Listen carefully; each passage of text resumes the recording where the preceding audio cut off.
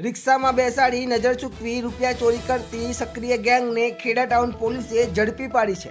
2 August ખેડાના મેરડી માતા મંદિર પાસેથી નડિયાદ જવા નીકળેલા એક મુસાફર રિક્ષામાં બેઠા હતા। મુસાફરી દરમિયાન રિક્ષા ચાલક અને તેના સાગરીતે વાતોમાં ભોળવી ફરિયાદીના પેટના ખિસ્સામાંથી રૂપિયા 45,000ની ચોરી કરી હતી અને ફરિયાદીને સિવિલ ચોકડી પાસે ઉતારી ફરાર થઈ ગયા હતા। બનાવ અંગે ખેડા ટાઉન પોલીસ સ્ટેશનમાં ગુનો નોંધાતા પોલીસ ઇન્સ્પેક્ટર વીબી દેસાઈના માર્ગદર્શન હેઠળ surveillance team technical surveillance, CCTV footage અને હ્યુમન સોર્સના મદદથી તપાસ હાથ ધરી હતી। તપાસ દરમિયાન પોલીસે મોહસિન ખાન ઉર્ફે મોટો, મુકીમ ઉલ્લા ખાન પઠાણ અને અયાજુદ્દીન ઉર્ફે ગુડિયો જુલ્લાદીન મલેક બંને રહે પેટલાદ ઝડપી પડ્યા હતા। તેમની પાસેથી ચોરીના રૂપિયા 45,000 રોકડ રકમ તેમજ ગુનામાં વપરાયેલી સીએનજી રિક્ષા કુલ મળી 2,45,000નો મુદ્દામાલ કબજે કરવામાં આવ્યો હતો।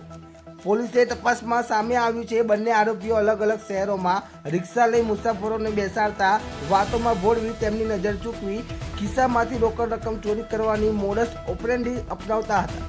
હાલ ખેડા ટાઉન પોલીસે બંને આરોપીઓ સામે વધુ તપાસ અને કાયદેસરની કાર્યવાહી હાથ ધરી છે। ભેદભાવ ન્યૂઝ રિપોર્ટર વિશાલ માલી।